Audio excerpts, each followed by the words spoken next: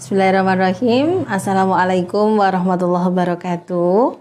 Alhamdulillahilladzi arsala rasulahu bil huda waddinil haq liyudhhirahu 'ala dini kulli wa kafa billahi syahida. Asyhadu alla ilaha illallah wa asyhadu anna Muhammadan abduhu wa rasulullah nabiyya ba'da. Rabbi shrah li sadri wa yassir li amri wa hlul 'uqdatam min lisani yafqahu qawli. Amin amin ya rabbal alamin. Segala puji bagi Allah yang telah melimpahkan rahmat-Nya kepada kita semua sehingga kita bisa berjumpa lagi dalam kajian Muslimah Online. Kedua kalinya sholawat serta salam semoga tercurah kepada Rasulullah Muhammad, kepada para keluarganya, kepada para sahabatnya, dan kepada orang-orang yang senantiasa meneladani Rasulullah. Amin amin ya rabbal alamin.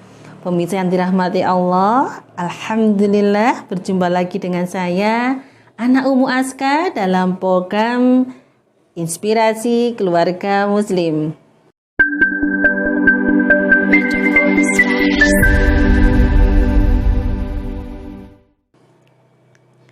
Pemirsa, tidak terasa kita telah memasuki 10 hari menjelang Ramadan berakhir.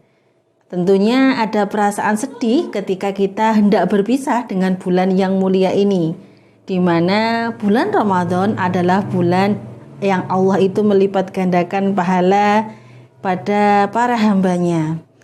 Dan tentu juga ketika kita hendak berpisah dengan bulan Ramadan ini, harapannya kita tidak sekedar mengisinya dengan rutinitas ibadah yang biasa, tapi justru harus kita kencangkan ibadah kita.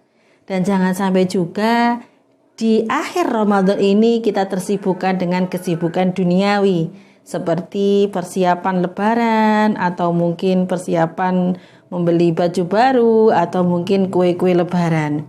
Tapi hendaknya kita bisa mengoptimalkan 10 hari ini dengan ibadah yang maksimal sebagaimana yang Rasulullah contohkan. Begitu pula malam-malamnya tentu kita harus menghidupkannya dengan cara memperbanyak ibadah sebagaimana yang telah Rasulullah berikan.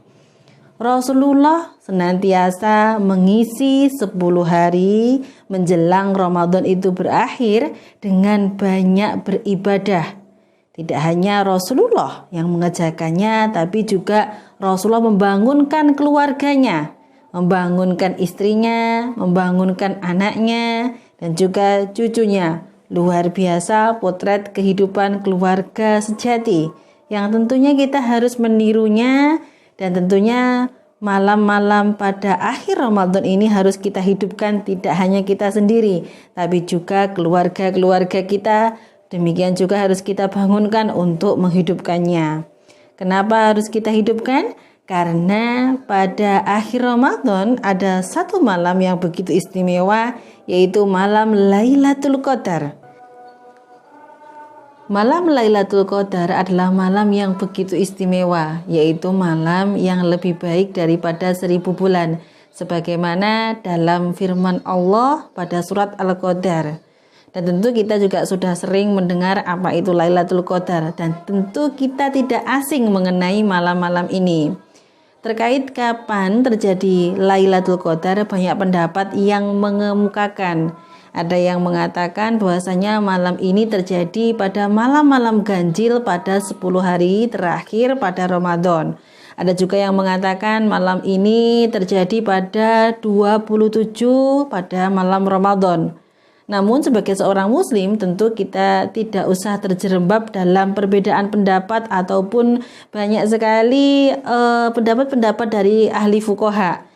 Cukuplah hadis dari Rasulullah memacu untuk kita untuk memaksimalkan ibadah kita pada 10 hari Ramadan pada menjelang Ramadan itu berakhir. Rasulullah bersabda bahwasanya takharrau lailatul qadri fil ashril awakhiri min Ramadana. Rasulullah bersabda, carilah Lailatul Qadar pada 10 hari terakhir di bulan Ramadan. Maka tentunya ketika kita memasuki 10 hari akhir pada Ramadan ini kita memaksimalkan ibadah kita. Dan tentunya pada kesempatan akhir Ramadan ketika kita hendak mengejar Lailatul Qadar, biasanya kaum muslimin mengisinya dengan iktikaf. Iktikaf secara syariat adalah berdiam diri di masjid. Maka hukum dari iktikaf tentunya terikat dengan masjid itu sendiri. Dan terkait hukum iktikaf adalah sunnah, baik untuk laki-laki maupun muslimah. Terkait muslimah yang hendak melakukan iktikaf, maka hendak melakukan beberapa hal yang perlu diperhatikan. Yang pertama adalah izin dari mahramnya, atau bagi muslimah yang telah bersuami, maka hendaknya meminta izin kepada suaminya. Iktikaf yang dilakukan muslimah haruslah dalam keadaan suci atau tidak sedang dalam kondisi haid. Selain itu, ketika muslimah yang hendak melakukan iktikaf, maka harus memperhatikan aspek keamanan. Maka idealnya bagi seorang muslimah ditemani mahramnya. Begitu pula ketika keluar rumah untuk melakukan iktikaf, maka hendaknya muslimah tadi menggunakan hijab syar'i.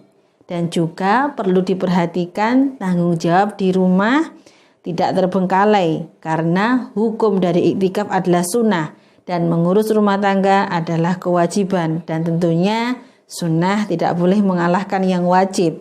Begitu pula bagi muslimah yang memiliki anak kecil ataupun bayi, maka ketika hendak melakukan iktikaf perlu bayi-bayi ini ada yang menjaga ataupun merawatnya. Jika tidak ada yang menjaga ataupun merawatnya, maka hendaknya muslimah tadi memaksimalkan ibadah di dalam rumah. Berbicara iktikaf pada masa saat ini, pemirsa yang dirahmati Allah, tentu kita merasa sedih. Karena pada hari ini kita diuji Allah dengan adanya wabah corona. Pada situasi pandemi ini banyak juga masjid-masjid yang ditutup. Walaupun juga masih ada masjid-masjid yang dibuka. Bagi masjid-masjid yang dibuka, maka kesempatan bagi kaum muslimin untuk melakukan iktikaf tentu masih ada. Namun, perlu diperhatikan kesehatan bagi kaum muslimin yang melakukan iktikaf. Para kaum muslimin yang melakukan iktikaf hendaknya menjaga kebersihan diri. Begitu juga hendaknya melakukan SOP kesehatan sesuai dari tenaga ahli medis, sehingga ketika menjalani iktikaf tetap dalam kondisi yang aman. Lalu bagaimana untuk kaum muslimin yang mereka barangkali tinggal di tempat tinggal mereka masjid-masjidnya ditutup? Ini menjadi satu perhatian bagi kita, dan tentu kita tidak boleh berkecil hati bila masjid-masjid di sekitar tempat kita ditutup dan dilarang untuk melakukan iktikaf. Sebagai seorang muslim tetap harus ada harapan untuk memaksimalkan ibadah.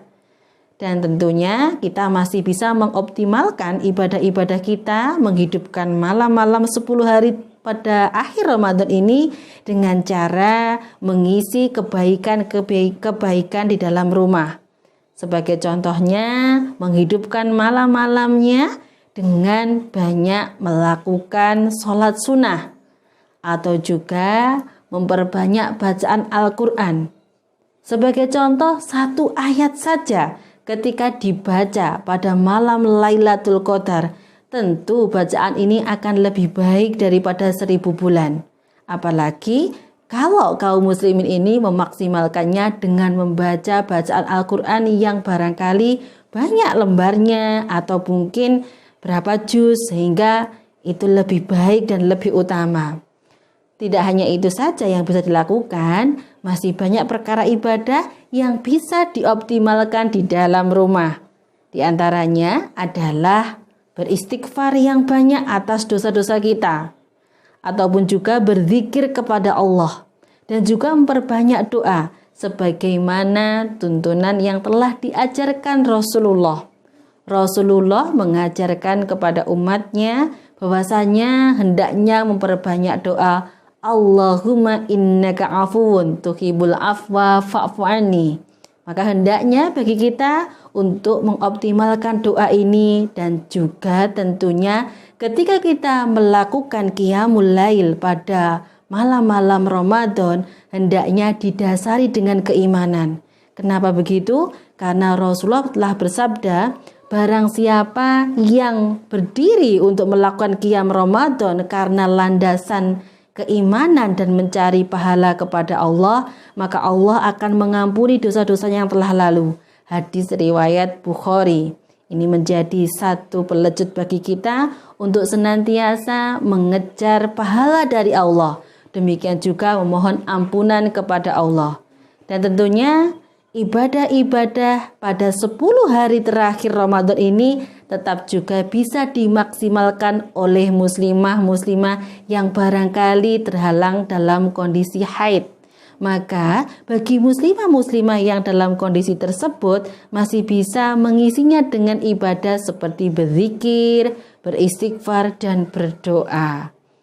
Semoga Allah memberikan kesempatan bagi kita untuk tahun depan bisa berjumpa dengan Ramadan yang lebih baik, dan semoga wabah ini segera selesai sehingga kita bisa berjumpa kembali dan juga memaksimalkan ibadah kita untuk berjalan di jalannya Allah dan juga mengisi masjid-masjid kita dengan berbagai amalan kebaikan. Semoga bermanfaat di dunia dan akhirat. Semoga kita menjadi orang-orang yang mendapatkan keberkahan pada malam Lailatul Qadar. Amin amin ya rabbal alamin. Demikian apa yang bisa saya sampaikan. Sampai jumpa pada pertemuan selanjutnya. Ihdinas siratal mustaqim. Wassalamualaikum warahmatullahi wabarakatuh.